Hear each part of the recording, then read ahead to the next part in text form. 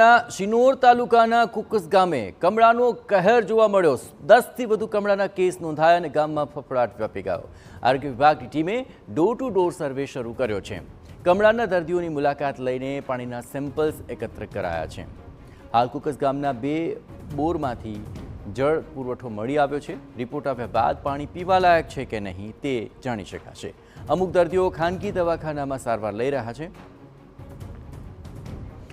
આ તમામ પરિસ્થિતિ પર વધુ વિગતે વાત કરવા માટે જોડાઈ રહ્યા છે ટીવી9 સંવાદદાતા અંજલિ ઓઝા। અંજલિ, કમળાના કેસ સતત વધી રહ્યા છે, શું કારણ સામે આવી રહ્યું છે અને તકેદારીના ભાગરૂપે શું કાર્યવાહી?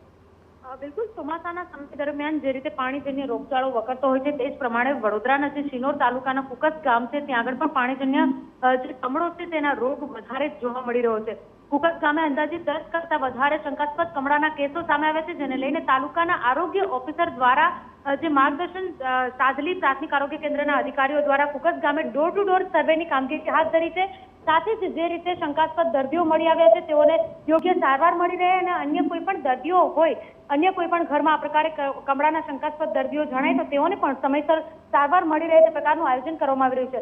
હાલ તો જે 2 બોરમાંથી પાણી આપવામાં આવી રહ્યું છે તે બંને બોરના પાણીના સેમ્પલ લેવામાં આવ્યા છે। આરોગ્ય વિભાગ દ્વારા આ સેમ્પલની ચકાસણી કરવામાં આવશે અને ચકાસણી બાદ તેના રિપોર્ટ આવ્યા બાદ જાણમાં આવી શકે કે આ પાણી પીવાલાયક છે કે કેમ અને આજે પાણીના લીધે રોગચાળો વકર્યો છે તેને લઈને વડોદરાના જે શિનોર તાલુકાના જે કુકસ ગામની પરિસ્થિતિ છે, ચોમાસાની સિઝન પૂર્ણતાના આરે છે તેમ છતાં હજુ પણ જે રીતે રોગચાળો વકરી રહ્યો છે તેને લઈને આરોગ્ય વિભાગ હવે દોડતું થયું છે અને જે શંકાસ્પદ કેસો છે તેને શોધવાની કોશિશ પણ કરવામાં આવી રહી છે। જી આભાર અંજલિ, તમામ ગતિવિધિઓ પર આપ નજર રાખતા રહેજો। ડોર ટુ ડોર સર્વે કરીને હવે આરોગ્ય વિભાગે આ કહેરને કંટ્રોલમાં રહેવા માટેના પ્રયત્નો પણ તેજ કર્યા છે।